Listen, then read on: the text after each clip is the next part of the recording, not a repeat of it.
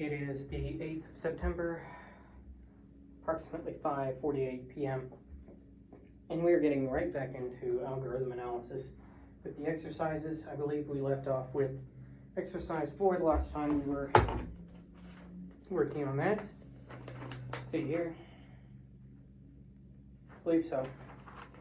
So, exercise 5 in chapter 1 in chapter 1, section 1, I think. That's how it goes. Let's see. Exercise 5. Whoops. That's not going to hold up very well, is it? Well, why don't you just hold it there?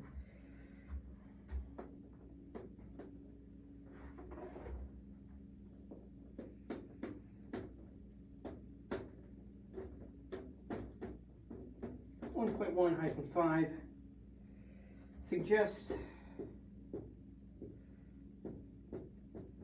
a real-world problem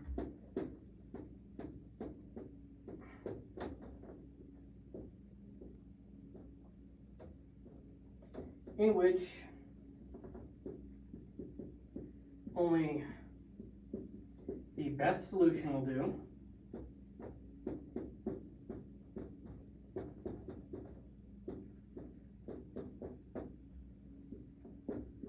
Then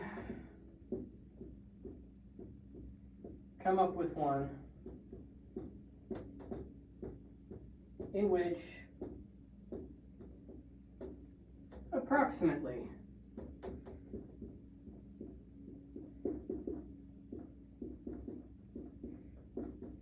the best solution is good enough.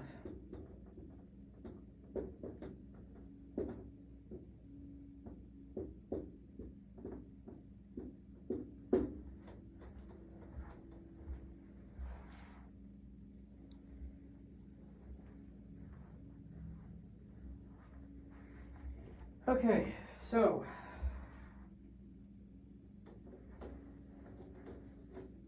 this board is barely hanging on, but we've got it. Okay. So,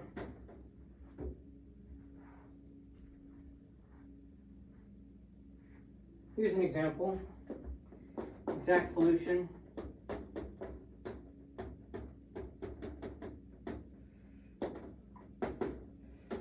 Radiation therapy.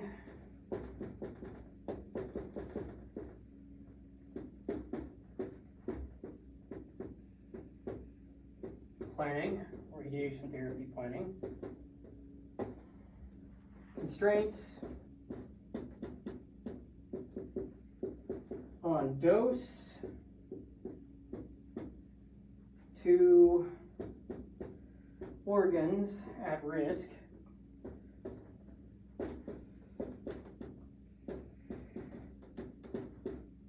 Must be satisfied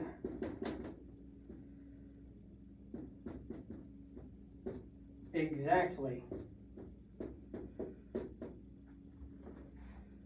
Gate assignment.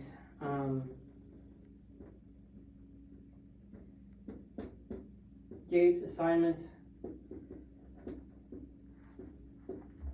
in airports also require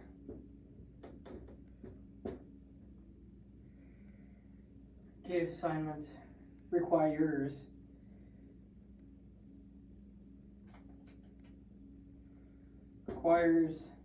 exact conflict-free scheduling.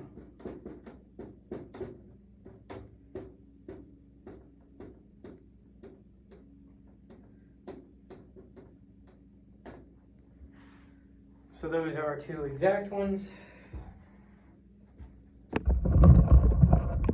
Let's just move this so that way that's a bit more centered. There we go. Now let's move on to some approximates. So let's move on to instances where approximates are fine.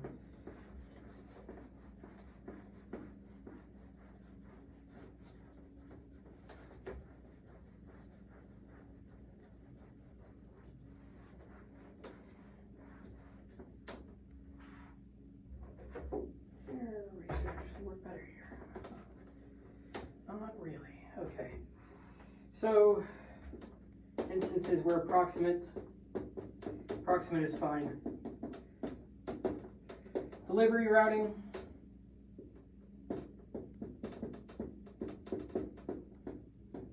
So that's traveling salesman like, right? So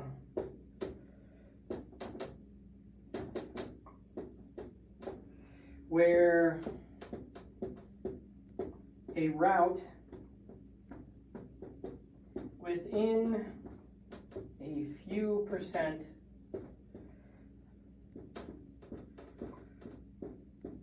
of optimal still saves time and fuel.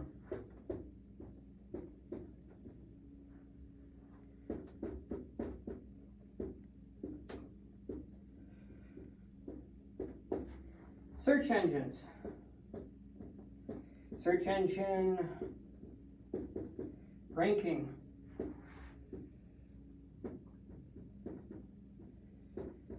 Where nearly best relevance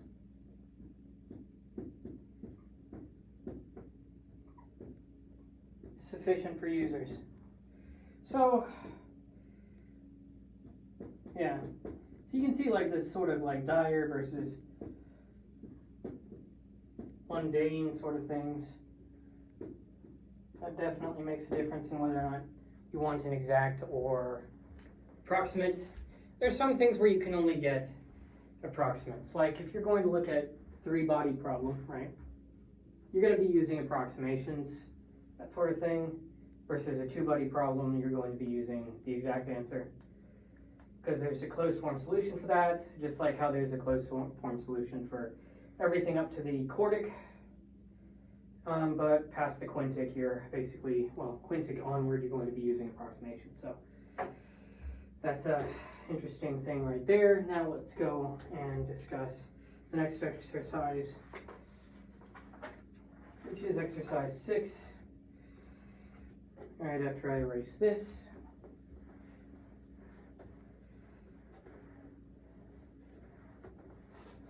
Okay. Kind of hold it still enough to erase it, which is good. It's not the most erased thing in the world. That's fine. Exercise 6, 1.1-6. We're told to describe a real-world problem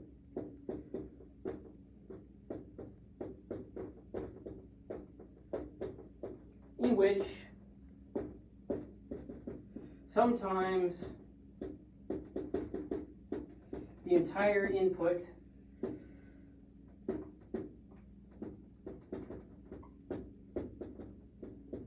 is available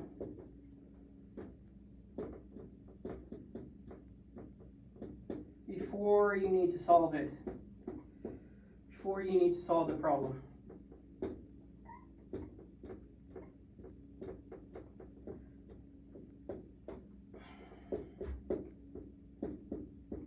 But other times,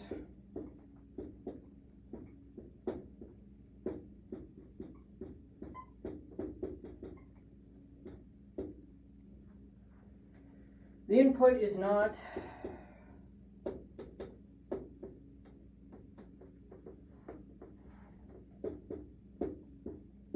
entirely available.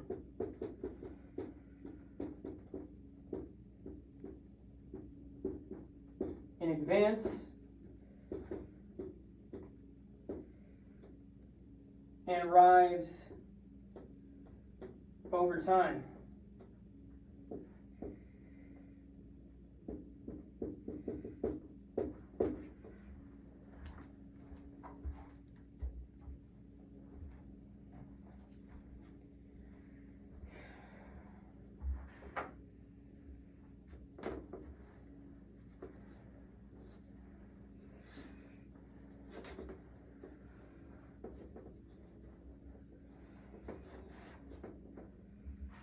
So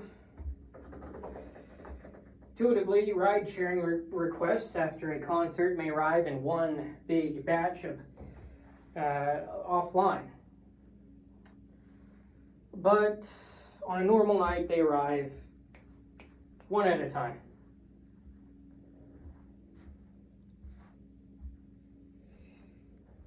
There's also the instance of satellites, right? So you can only get bits of information if it's so far away, right? It takes a very long time to get information from Mars, let's say, down here to Earth right now, as of the year of this taping. So more rigorously, offline algorithms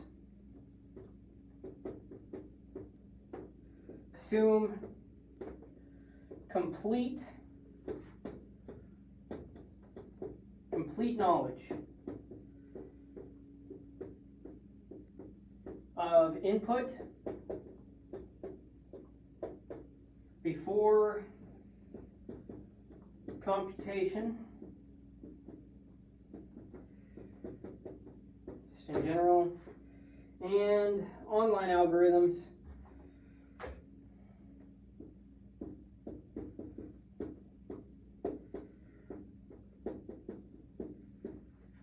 assume complete knowledge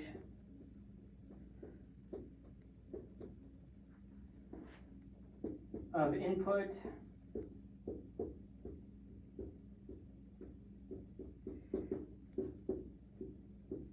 before computation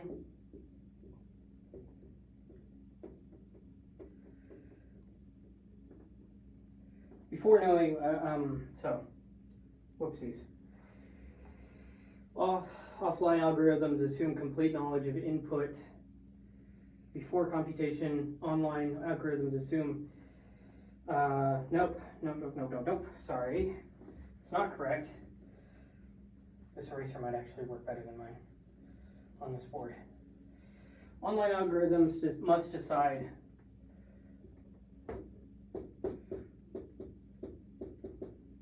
without knowing future inputs.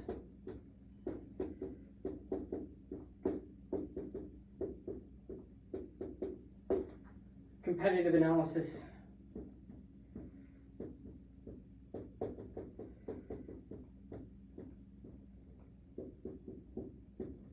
is used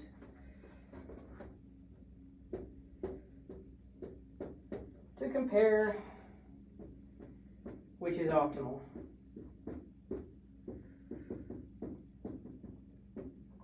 Or optimal for given solution. Optimal for goal, for given goal. Let's say. Alright, there we go. Okay.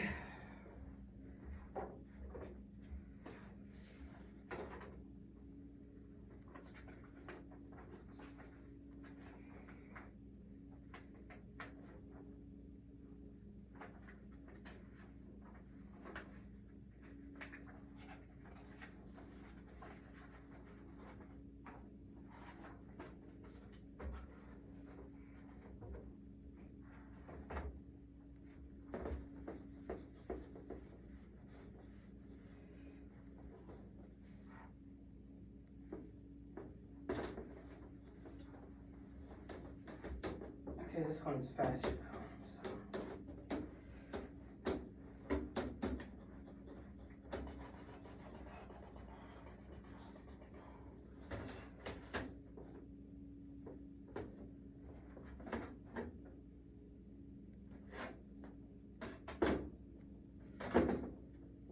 Maybe that'll work better.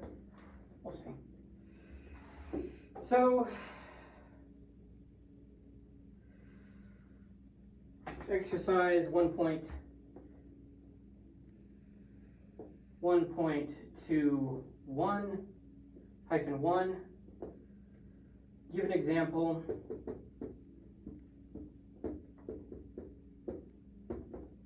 of an application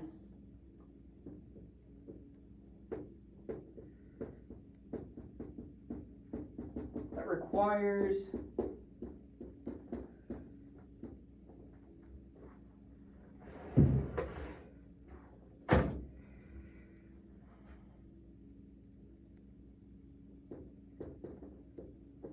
algorithmic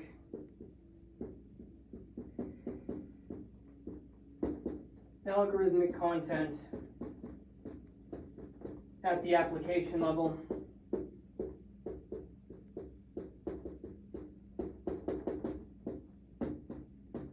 and discuss the function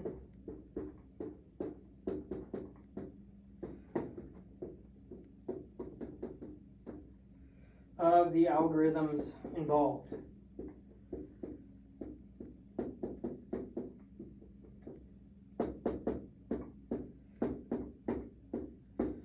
So intuitively, a navigation app like Google Maps cannot just draw streets. It must use algorithms to compute the routes, estimate traffic delays, and suggest alternatives.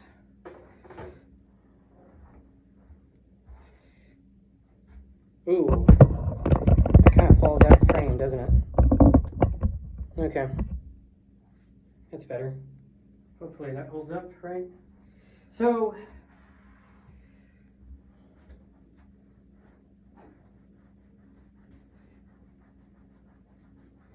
let me just erase this. At the application level,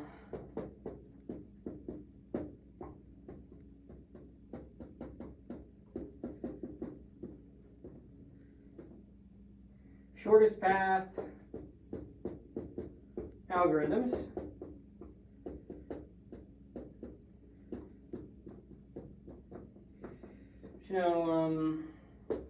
for example, Dijkstra's, that's how you pronounce it, it's Dijkstra's, or asterisk are required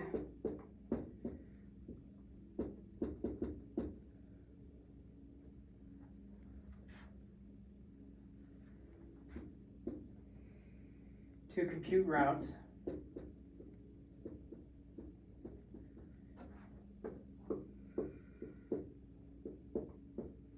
in a weighted graph model.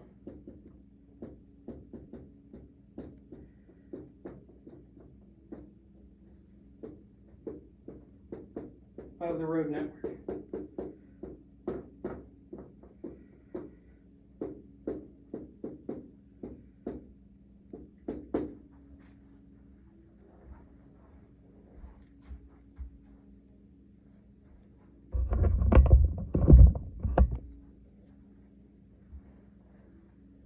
Road. Additional algorithms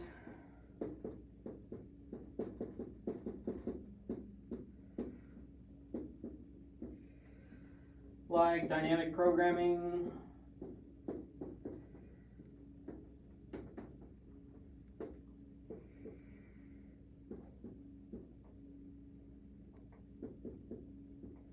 for travel time prediction,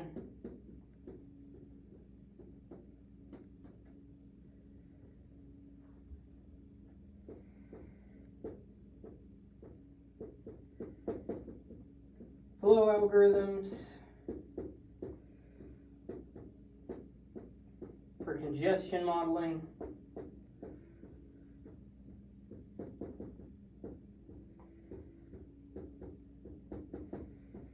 or data structures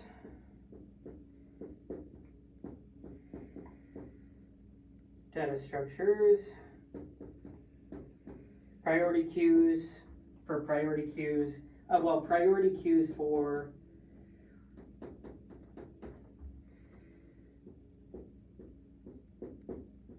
fast edge relaxations,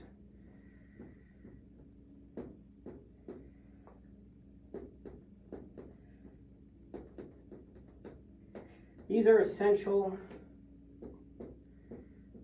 for ensuring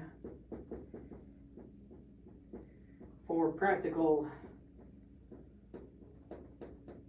efficient service get more in depth with that. So there we go.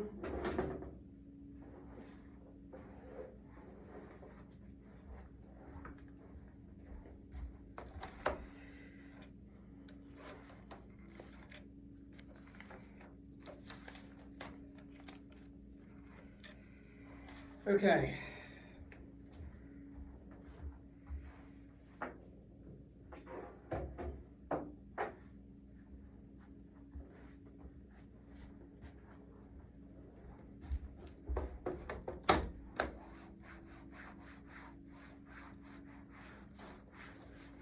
It's probably faster for me to just erase it over here and put it back.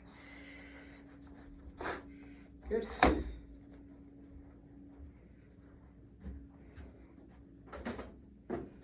So,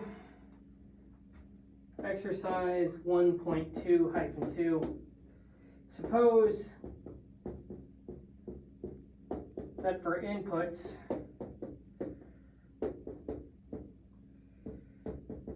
of size n on a particular computer,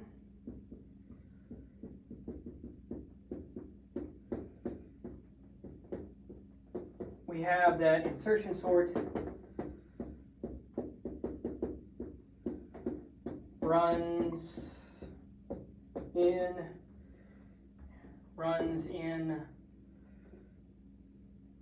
8 to the n squared steps, and merge sort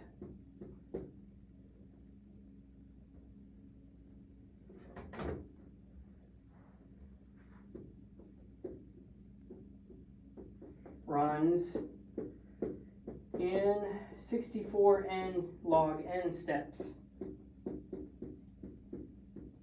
for which values of n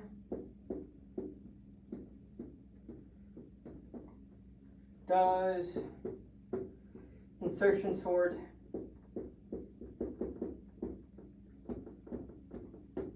beat merge sort.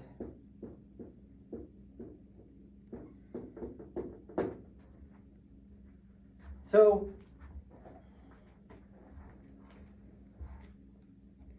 intuitively speaking, for small n, the n squared method can be faster. But as n grows, n log n grows more slowly, so merge sort eventually wins. Let's get a little bit more rigorous about what this eventually actually is. Can I actually erase it faster here? Yeah. Yeah, I can. Okay.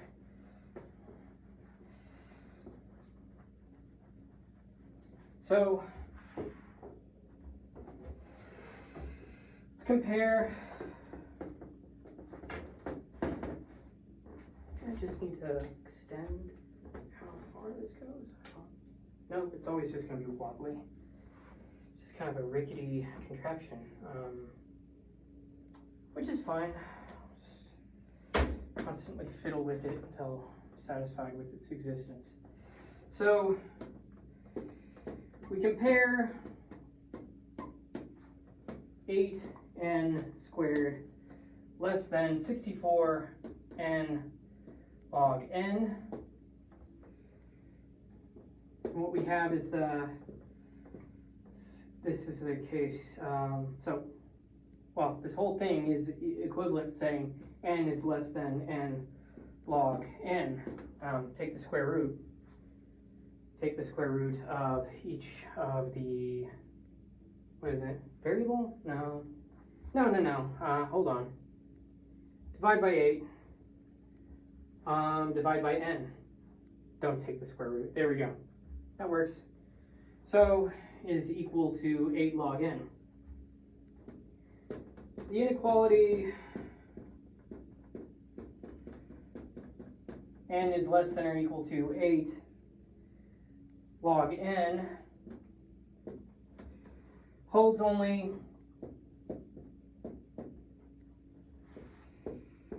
for small n. How small? Let's see. Checking values.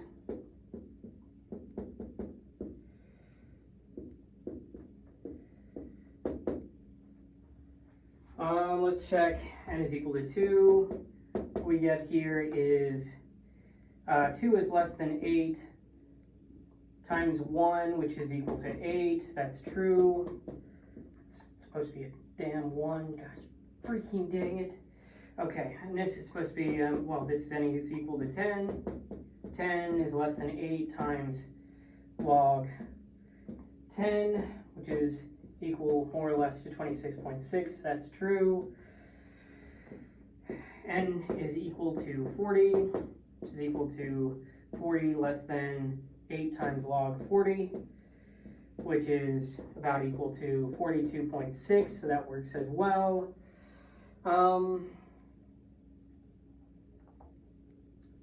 So let's go, n is equal to 43. That's a very specific number you put there, sir. Well, yes, indeed it is. And the reason why is because this is false. Log 43, 42.6. If I'm not mistaken, it's roughly the same thing. So, you know, you can see that sort of like n log n grows more slowly, really taking more of a concrete effect here. It's supposed to be false. Yeah, this is false. So insertion sort beats insertion sort. Come on.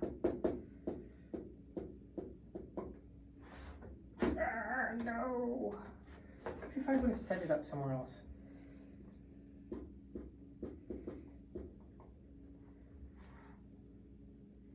It beats merge sort for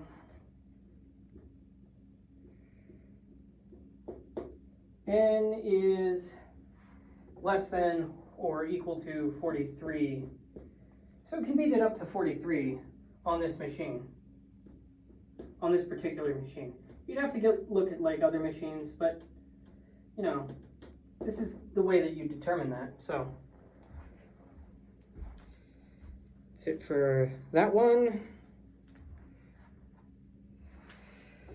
Okay, we may just do a select few exercises and just do the entire thing for this. We'll see, because I am time deprived.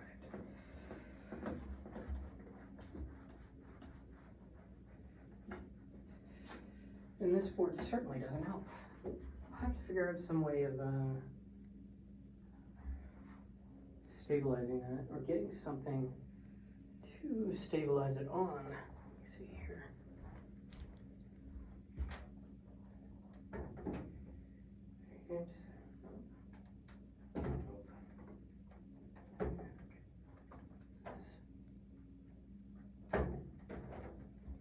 Nope, that's what we've got for now. Okay, so let's just continue on.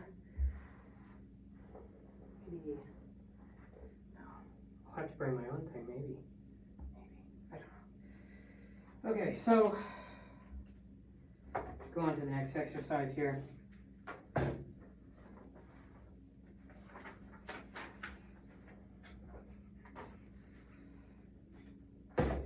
So for exercise 1.2-3, what is, the other way is less rickety, I think. So we'll use the other way.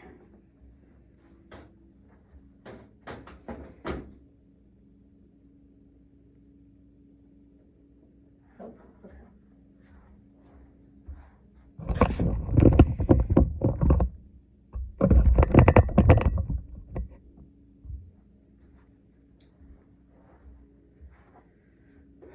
What is, well, actually 1.2-3, what is the smallest value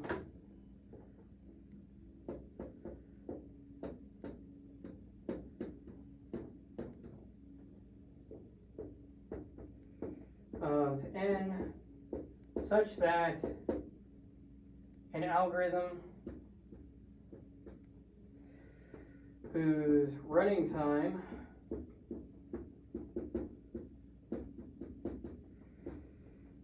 is 100 n squared, runs faster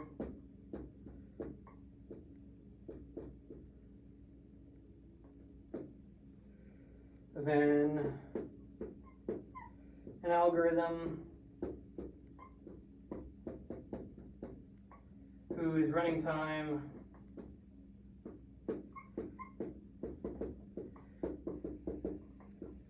is 2 to the power n on the same machine.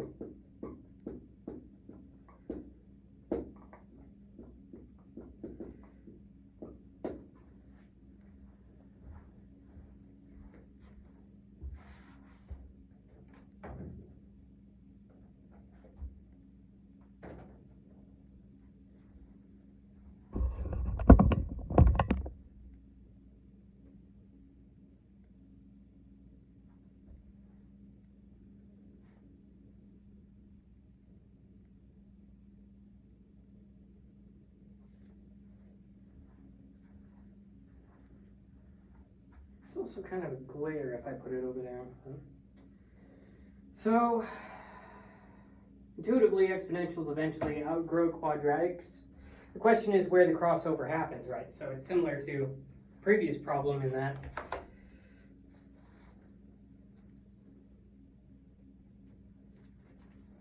second check.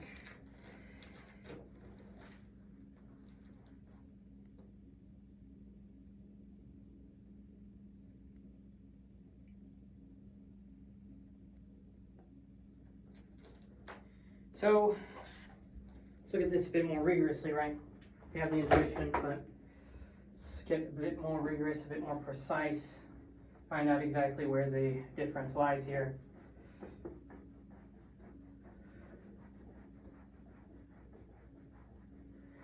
So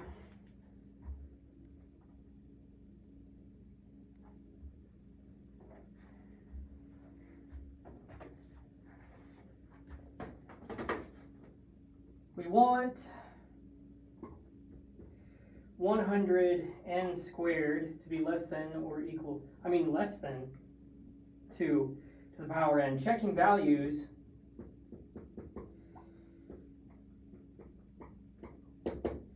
n is equal to 10, gets us 100 times 100, which is equal to 10,000. That's not very helpful. Versus 2 to the 10, which is equal to 10, which is equal to 1,024, so that's false. Now, how about n is equal to 15? 100 times 225 is equal to 22,500 versus 215 is equal to 32,768. That's actually true. Now, how about this? How about n is equal to 14? 100 times 196 is equal to 19,600. This is versus 2 to the 14, which is equal to 16,384. That's false. So the smallest that we've looked at, right? The smallest, not like a full-fledged proof, but just a little piece of all of the iterations that this could be. Smallest n is n is equal to 15. Fair enough.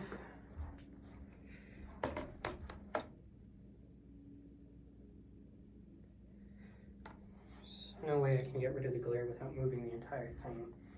And I'm pretty well set where it is now. And it's not too bad. You can still make out what's on the board. It's just, okay.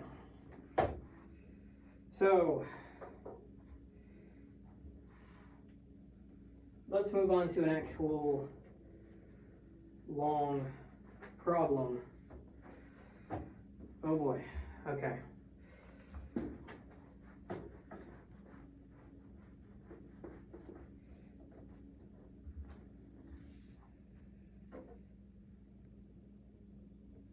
I wonder if this will suffice.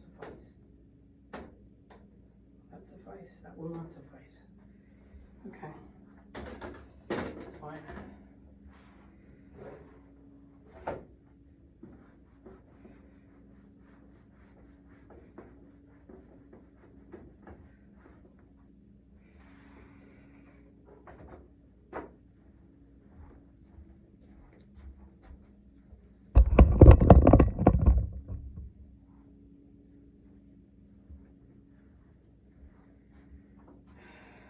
Okay, so for problem 1-1, we're looking at a comparison of running times.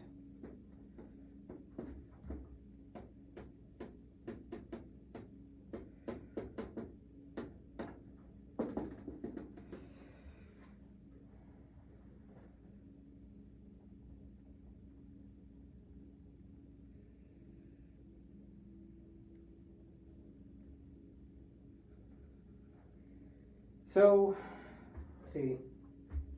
For each function f of n, these being log n, square root of n log n squared, n cubed, 2 to the n exponential. I mean, not n factorial. For each function f of n and the time t, which is, they have here 1 second, 1 minute, 1 hour, 1 day, 1 month, 1 year. Might not get all the way there, we'll see.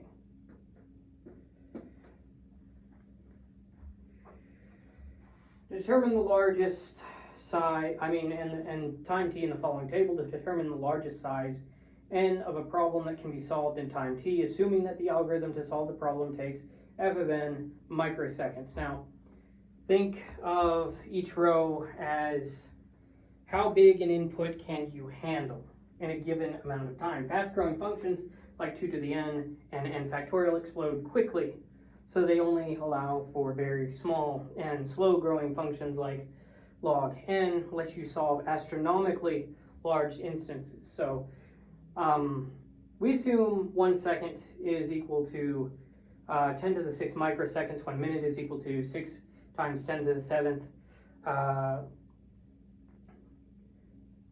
1 second. 1 minute is equal to 6. Let me think about this. 6 times 10 to the 7th microseconds. 1 hour is equal to 3.6 times 10 to the 9th microseconds. 1 day is equal to 8.64 times 10 to the 10th. 10 to the 10 microseconds. 1 month is roughly equal to 2.6 times 10 to the 12 microseconds. 1 year is equal to 3.515 times 10 to the 13th. Solving for fn less than or equal to t, for each case yields, I'm not going to write that all up on the board because it's just far easier if I just sort of show you that there. So you see what each of those yields right there. And so the functions with polynomial or slower growth scale to very large n, while exponential or factorial growth makes even modest n infeasible. So let's just write that down as a result of the observation. Functions with polynomial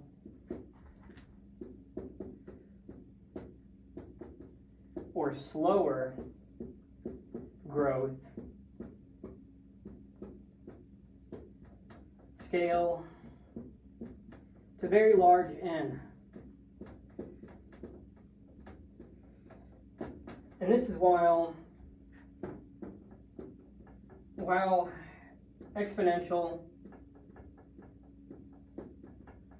or factorial growth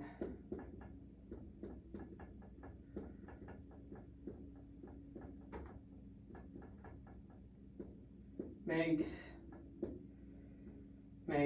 even modest n infeasible.